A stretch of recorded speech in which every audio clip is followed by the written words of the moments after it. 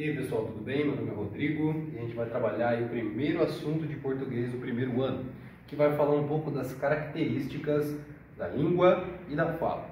Então a gente vai observar pontos e aspectos relacionados a como se comporta a língua portuguesa quando a gente descreve o princípio gramatical ou então o princípio apenas da comunicação. A ideia básica sobre língua e fala envolvem essa necessidade básica do ser humano, que é a comunicação entre outros seres humanos. Então, o princípio da língua e da linguagem são maneiras que o ser humano encontrou para se comunicar usando as cordas vocais. A língua, ela é o objetivo descrito de padrões simbológicos e também de condições gráficas para representar o que importa realmente, que é o som relativo à comunicação.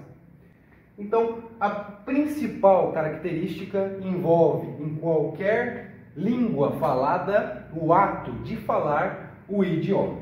É claro, nós que vivemos no Brasil somos derivados de uma colônia portuguesa, então o nosso princípio aqui, o nosso idioma, é o português brasileiro. O miserável é um gênio! E quais são as condições do português brasileiro? Ele se assemelha muito ao português de Portugal e ambas derivam da língua latina, ou seja, ela tem radicais latinos, assim como, por exemplo, o espanhol. A gente vai falar especificamente, principalmente dentro dos exercícios, sobre a linguagem que é implicada a partir do processo de comunicação e como essa linguagem se comporta quando a gente usa ou não a gramática, quando a gente quer ou não se comunicar. Então, o primeiro passo em relação à comunicação humana é envolver os princípios de uma linguagem não verbal ou uma linguagem verbal. E qual é a diferença? Não sei. A diferença está na maneira no qual essa comunicação se manifesta. Por exemplo, imagine que vocês vão viajar para o Japão. E lá no Japão, vocês precisam ir ao banheiro. Mas vocês não leem japonês, nem falam japonês. Como vocês vão saber qual é o banheiro masculino ou feminino? Muito simples, pelo desenho. O símbolozinho de um bonequinho vai ser o indicativo de um banheiro masculino.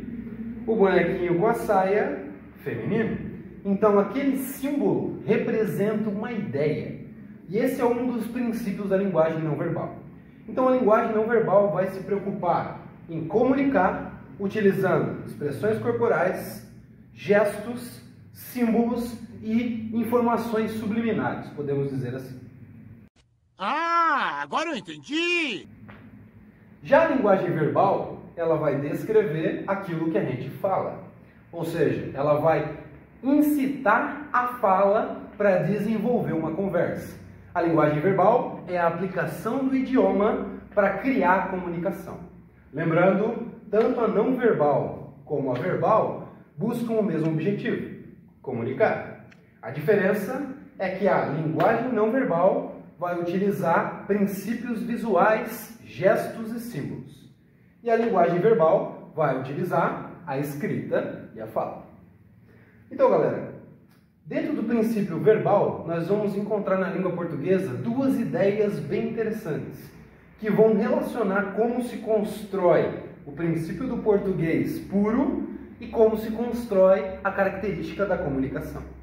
Na ideia, a gente tem a linguagem verbal no português, assim como em todos os outros idiomas, representado da maneira culta ou da maneira coloquial.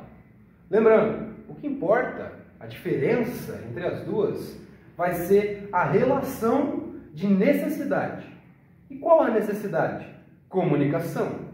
E qual é a diferença?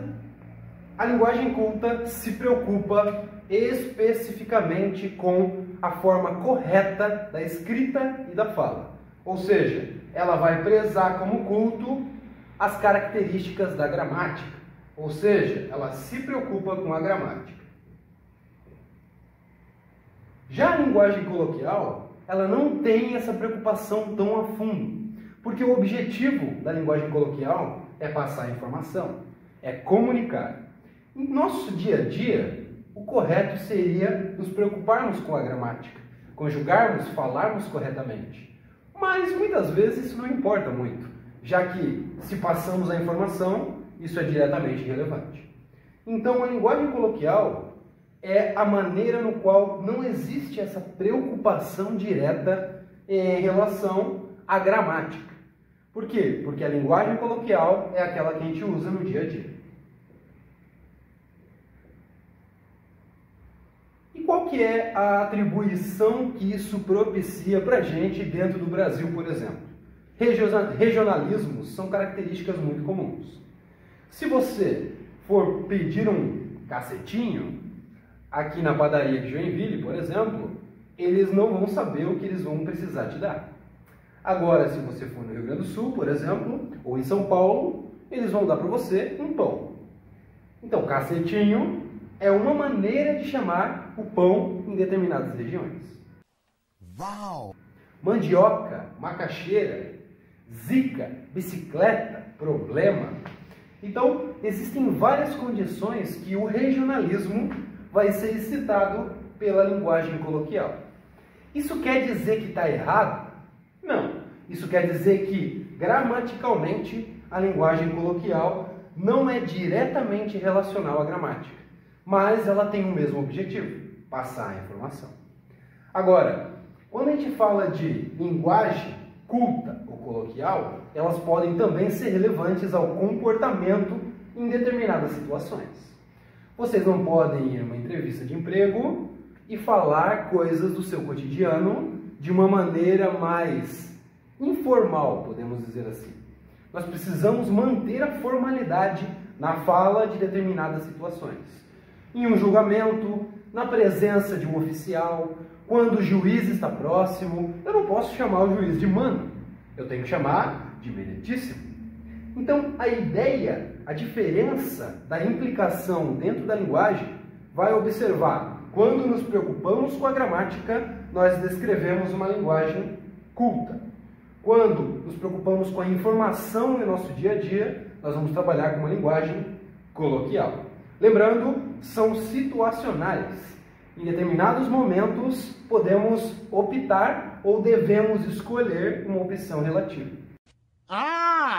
Entretanto, saibam que linguagem culta, na condição gráfica, ou seja, na escrita, tem sempre que seguir as regras gramaticais. Mas isso não acontece ultimamente. Com a evolução da tecnologia, a implicação das mídias sociais, a utilização de recursos de conversa que não trabalham diretamente com som, e sim com texto, tem fugido à regra. Um exemplo clássico, WhatsApp, Facebook, Instagram, ninguém fica diretamente se preocupando se está com o acento certo ou não. Ou fica? Não! Deveríamos, mas não ficamos. Então, tomem cuidado com essa diferença, porque quando trabalhamos o princípio culto, na gramática escrita é obrigatório. Mas quando trabalhamos com o princípio coloquial, em geral, no som, ele não se preocupa diretamente com a gramática.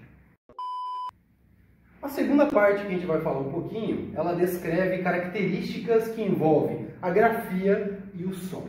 E isso é uma coisa muito importante que vocês precisam lembrar, é que grafia significa escrita. E a escrita é a representação visual do som.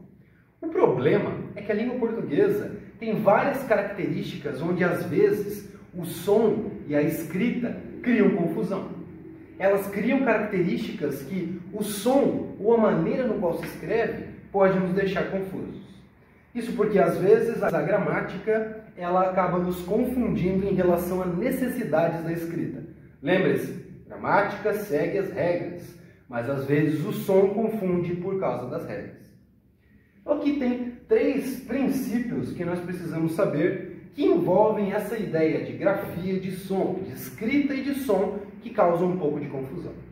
Na língua portuguesa, nós temos uma família, um conjunto de palavras que nós chamamos de palavras homônimas. Homônimas, nome igual. E o que isso quer dizer com nome igual? Que em algum momento, na escrita da língua portuguesa, as palavras podem repetir o seu som ou podem transparecer uma grafia muito similar. Cada palavra tem seu significado, mesmo tendo som semelhante. Vamos traduzir isso aqui um pouquinho. Observem a primeira palavra, assento. Percebam que ela escreve com S. Observem a segunda palavra, acento. Percebam que ela escreve com C. Mas o som não é igual. Acento, acento. Então qual é a diferença? Por que um está escrito com S e o outro está escrito com C? Muito simples. Assento com S é o lugar que nós sentamos. Uma poltrona, uma cadeira, o lugar de sentar. Acento com C vem de acréscimo, vem de acentuação.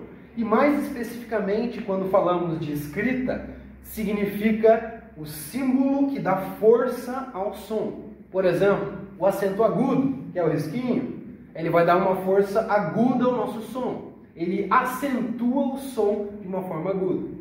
O acento circunflexo, que vai carregar, vai puxar para baixo esse som.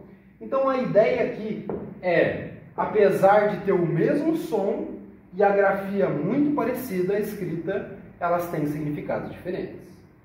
Vamos ver mais alguns exemplos. Aço e aço. 2 S's e com C cedilha. Qual é a diferença? Aço, com 2 S's, é do verbo assar. Eu aço. Pegar lá uma carne, fazer um churrasco, eu estou assando a carne. Aço, com C cedilha, é uma liga derivada de ferro e carbono. Então, aço tem o mesmo som. Escreve diferente, mas os significados são totalmente diferentes. Mais uma vez. Outra vez? Cinto e cinto. O mesmo som, mas com letras diferentes na construção gráfica. Por quê? Cinto com C é o cinto de botar na calça. Cinto com S vem do verbo sentir. Eu sinto. Então, gente, homônimas a gente descreve como a palavra que tem o mesmo som na pronúncia, mas tem significados diferentes. Parônimas. A ideia da parônima é muito parecida com a da homônima, só que agora a similaridade está na maioria das letras.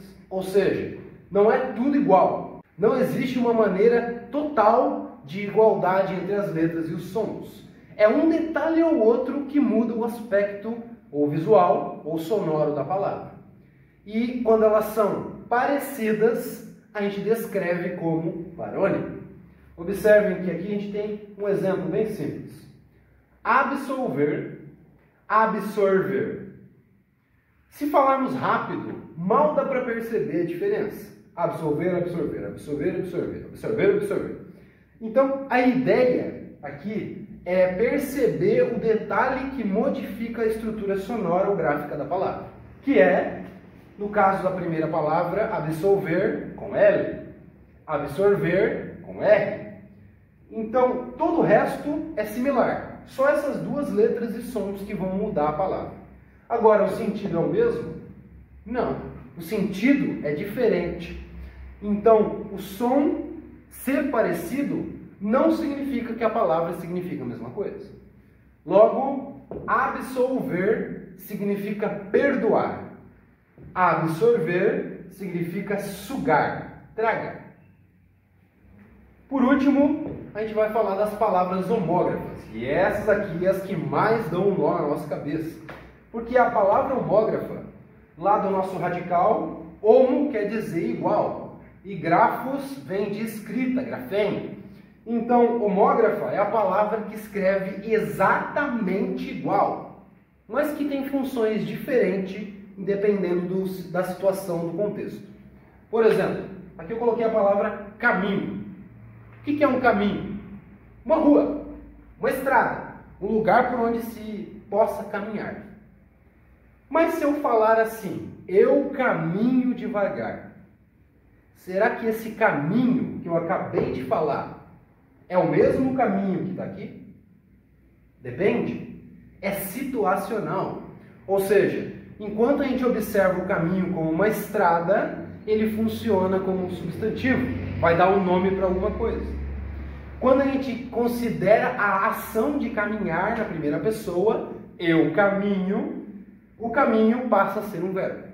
Ou seja, situacionalmente, caminho, no caso de uma condição homógrafa, pode significar duas coisas diferentes. Quando a gente descreve uma homógrafa, tem que cuidar com o contexto. Mais importante de tudo, para vocês não esquecerem, o papel dessas condições entre som e grafia. Homônima, o som e a pronúncia são iguais. Possivelmente se escreve um pouco diferente, mas o significado não é o mesmo. Acento de sentar, acento de acentuar. Parônimas é quando são parecidas em relação a escrito e som, mas têm significados diferentes. Absolver, absorver. Homógrafas escreve exatamente igual, então a função vai ser relativa ao contexto de onde a palavra é aplicada. Isso vai depender muito de como se comporta no texto a palavra relativa à morfologia. Então, galera, essa é a primeira parte que fala de língua, linguagem e características entre o som. Beleza? Valeu e até a próxima aula.